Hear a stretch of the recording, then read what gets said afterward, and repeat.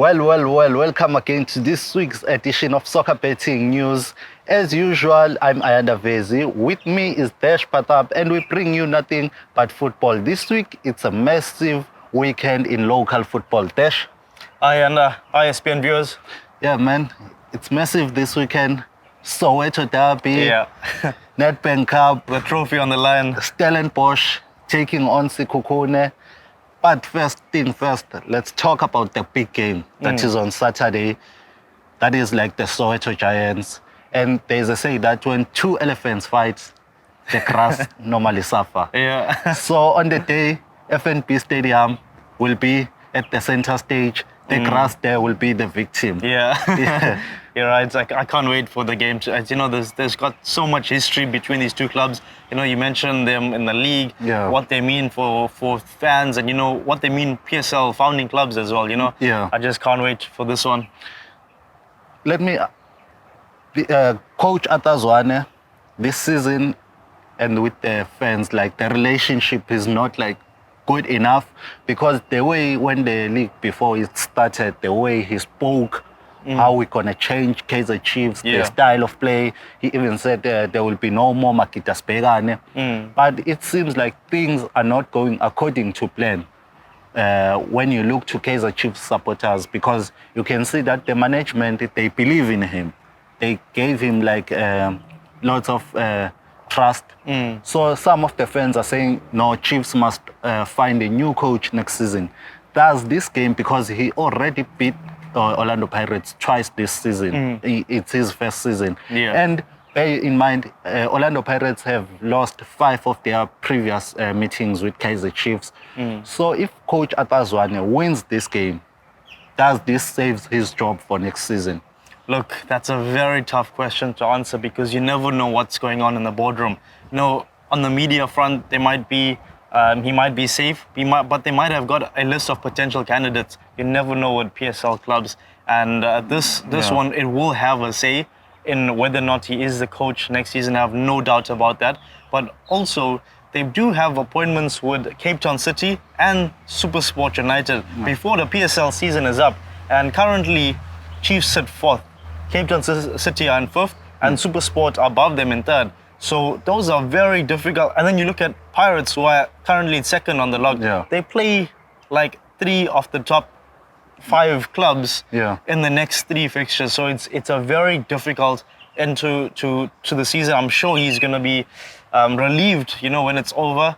I'm not sure whether that's going to be relieved of his duties, but I think there would be a sense of relief that, you know, he's got them over the line. They're in a respectable position. I think 4th place, if he can maintain the top 4, I think it's respectable. Outside the top 4, no trophy. It's gonna be hard. It's gonna be hard to retain his services. You're speaking about top 4. It seems like Kaizer Chiefs and SuperSport United's hope of finishing 2nd are likely like going away, especially for Kaizer Chiefs. So Nedbank Cup, if you finish 3rd, you go to the CAF Confederations Cup. And even if you win the Nedbank Cup, you still qualify for the CAF Confederations Cup rather.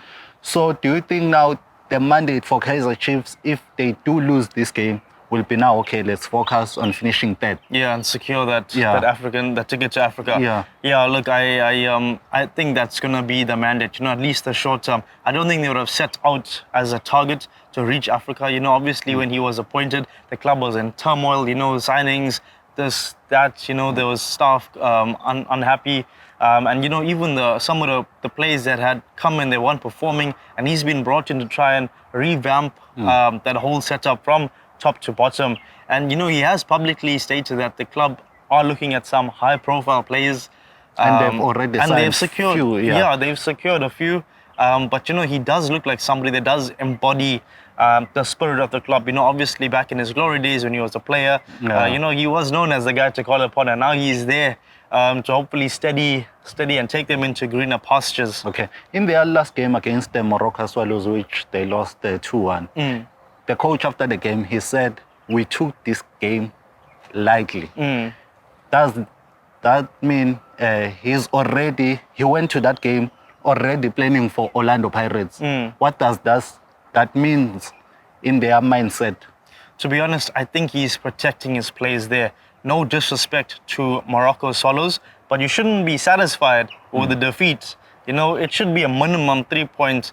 And remember, they are in the business end of the PSL. This is when points are probably the most crucial because you want to finish, as high as possible. And, at this stage of the season, some players could have suffered injuries. You know, this is a time to capitalize. Squads are tired. Other squads that have traveled here and there. And this was a time to really make it count. So I think that he was protecting his players, but they have been doing very, very poorly in my assessment. So does that mean if Kaizer Chiefs, their focus now is only Nedbank Cup? Because you can't as a coach come out and say we took this game lightly. Yeah. So does this mean if it happens they lose, or if they don't win this cup, does that mean now they no longer taking games seriously, the remaining games? Yeah, look, you can definitely look at it in that light as well. But for me, the PSL is the more important cup competition.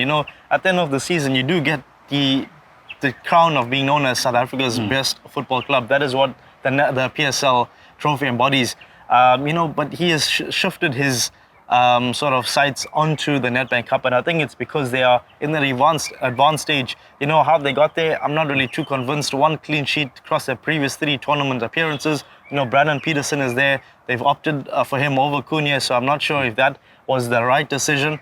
And because that clean sheet came against Maritzburg United, and it was against 10 men Maritzburg United. It wasn't and they even went to convincing. the extra time to win the game. With the other fixture, that would Yusuf Mat slotting the penalty. So it hasn't even been convincing performances. If you whack one of those teams 3-0 or 4-0 or something, a high scoreline, you'll set the tone that we are the ones for this competition. If I look at the PSL results, it's been shambolic. I think it's 3 goals in their previous 4 league appearances. I'm not convinced about them in this run-in. You're speaking about them not convincing, even how they even reached the semi-finals. How they got there, yeah. Orlando Pirates, this is the team that you can say they found their mojo now. Yeah, you can see those combination plays. They won 6 games in a row now, which is good for Orlando Pirates. Even this season, people were saying when Orlando Pirates are going to play Kaizer Chiefs, people were saying Orlando Pirates are the favorites. So Kaizer Chiefs, they've won twice this season. Does this means Kaizer Chiefs are the favorites going into this game? Orlando Pirates players, how can a coach change their mindset going into this game? Remember, there was a video trending where Kaizer Chiefs players were celebrating that they've been drawn with Orlando Pirates to play within the semi-finals. Yeah, I think that's a bit over the top if you ask me. Nothing to celebrate there because Orlando Pirates are very much the form team coming into this one. As you mentioned, 6 straight league wins.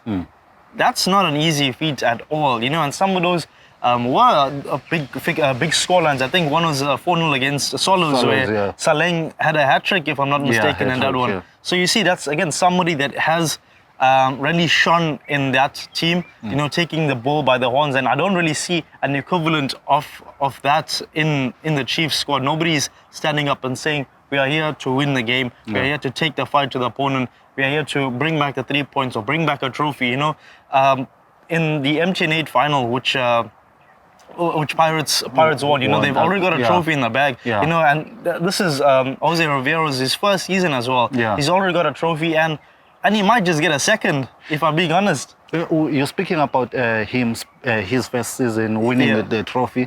If he wins this Nedbank Cup and finishes second, does that make him a threat to other coaches to be the coach of the season? Oh, 100%. I think what he's done, again, as you mentioned, first season, potentially winning 2 trophies and finishing second. What more do you want? Honestly, you can't knock Sundowns from their perch just yet. I'll look at those head-to-heads more specifically, in going in future, if he still remains at the helm, which I'm sure is guaranteed that he will be the coach for the next 3 seasons. Even the fans are happy with him now. Yeah, 100%. And it wasn't smooth sailing. If you look at certain parts of the season, they were underperforming. I think their first several games or so, they were doing really well, and then they had a dip in form. But he has taken them from that, and I can't wait to see them play I'm really excited to watch their games, and it's because they have this brand of football that is so attacking. You want to see goals, you want to see chances, you want to see like plays, counter-attacking and overloading the Yeah. opposite half of the pitch. So also we have Sekhukhune and Stellenbosch. Steve Barker he has done wonders ever since he has been given a new contract. A long-term deal there. Yeah, even Brendan Truter at Sekhukhune, you see he's doing very well, signing good players there. That's another game. Who do you think will win in that game? So I think that one there is going to be more of a Stellenbosch attack versus a Sekhukhune defense. Both of them have some really talented players in their squad. If you look at Stellenbosch, the attacker Ikram Reyners, he's been absolutely sensational for them since coming on board from Supersport. I think he scored in each of his Nedbank. And he even helped Stellenbosch to play in the PSL while he was playing for them in the Nedbank, in the NFD rather. Yeah, so you see what I mean. He's somebody that is a power striker. He's a game changer, and he's got some good form in the Nedbank Cup. And form runs with these players. In these competitions, they just know what to do, and it's a different game when they step up to a knockout competition. Yeah. Sekhukhune, led by Brandon Trutter, he did very well in his interim stint at AmaZulu. And he even took AmaZulu to the final because he won the first leg when they played the Kaizer Chiefs in the MTN 8. Yeah. He won the first leg, but the second leg he was no longer there. Yeah. But AmaZulu, they managed to maintain that game and proceed to the final. So he also had an impact. It's his second. He got a away win at against Chiefs. So you can see that technically. Precisely. Yeah. That's what I'm saying. It's going to be an attack versus a defense. I can't see both teams going for it. And right now, Stellenbosch will fancy the chances of scoring, because Junior Mendita has been in such lethal form. He's bound to get on the score sheet. So those are two front men that are leading the line, and it's going to be a long afternoon for the Sekhukhune keeper. Yeah. So you're predicting that Stellenbosch are going through? I think with the amount of talent and it's like the firepower at their disposal, I think it's going to be a formality. I'm going with like at least a 3-0. Stellenbosch. Yeah, 3-0 Stellenbosch win. Okay. So you're saying Stellenbosch are going through. One will say the winner between Kaizer Chiefs and Orlando Pirates is the winner. Go on to lift the trophy. Yeah. So do you agree with that? Or do you think maybe it's going to be something different? No, I think the winner of this will be the eventual champions. Yeah. And again, I'm going with the Pirates all the way.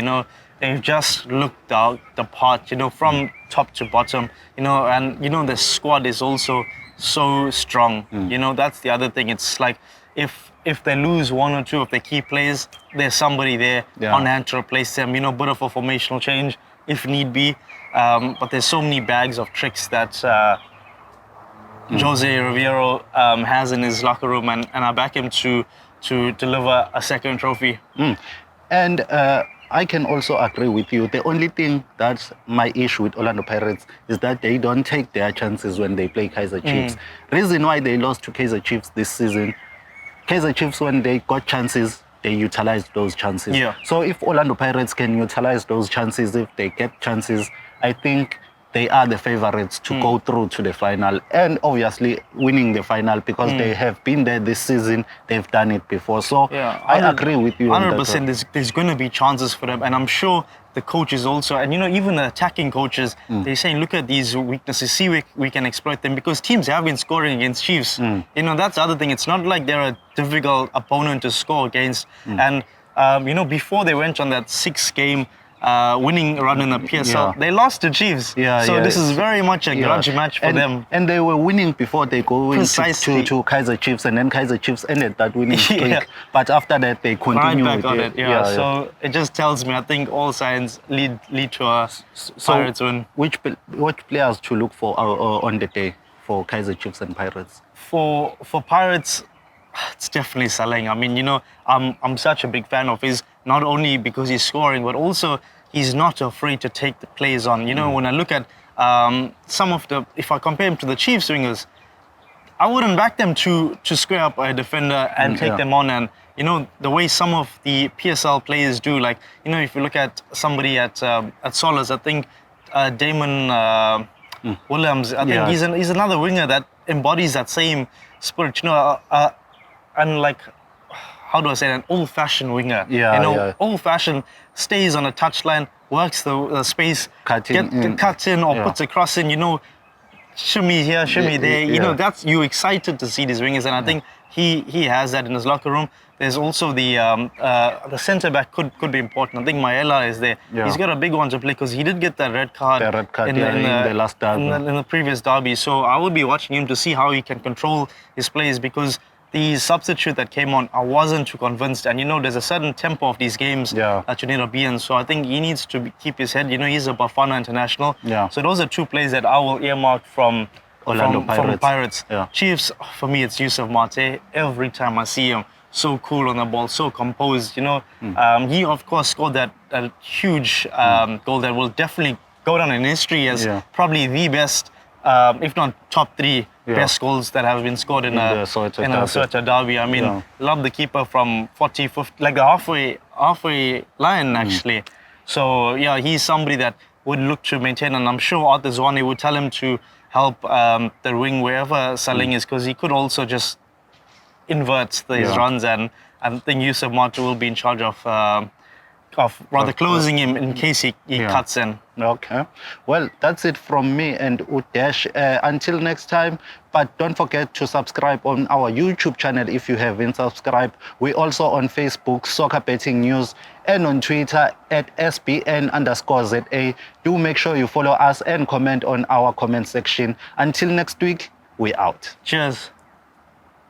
For more soccer betting tips and previews, get the latest copy of Soccer Betting News for only 10 Rand at your nearest Hollywood Bets branch or news agent.